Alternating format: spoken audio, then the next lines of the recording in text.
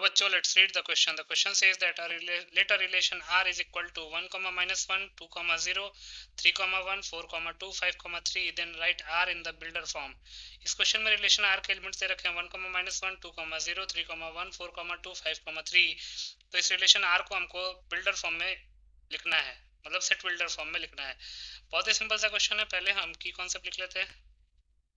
की कॉन्सेप्ट तो लिख सकते हैं इन सेट बिल्डर फॉर्म या फिर builder form, set builder form या फिर builder form, the relation are from set A to set B is represented as R is equal to A comma B such that A belongs to A, B belongs to B, and A comma B satisfy the rule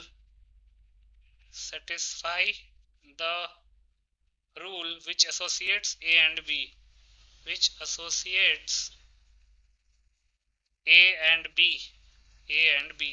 basically करना क्या होता है कि जो elements हैं वो किस relation से जुड़े हुए हैं वो लिखना होता है, उसी को हम सेट बिल्डर फॉर्म कहते हैं. तो इस क्वेश्चन में गिवन दैट रिलेशन आर के एलिमेंट्स कौन कौन से हैं 1, -1, 2, 0, 3, 1, 4, 2 एंड 5, 3.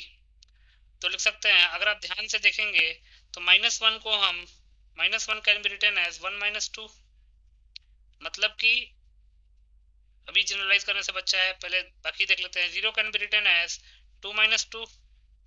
तो अगर ये y है और ये x है तो इसका मतलब हम लिख सकते हैं y can be written as x -2. यहाँ से भी y can be written as x -2. तो इसलिए हम लिख सकते हैं therefore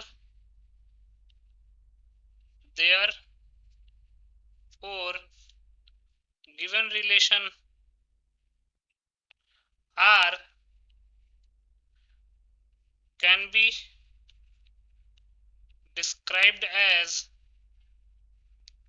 R is equal to A comma B such that A belongs to A, B belongs to B, and B is equal to A -2.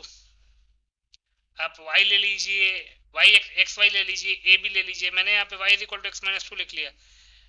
आप इसको b is equal to a -2 भी तो लिख सकते हैं, कुछ भी लिखे आप. अब वेरिएबल्स जो चूज करना है चूज करिए. आप x, y चूज करिए, x, y चूज करिए, a, b चूज करिए. मैंने a, b चूज कर लिया डिफाइन करने के लिए. तो b is equal to a -2, यही हमारा सेट बिल्डर फॉर्म हो जाएगा. तो यहाँ से लिख सकते हैं hence R is equal to A comma B such that A belongs to A and B belongs to B and B is equal to A -2. It's the B is equal to A -2 is the required builder form.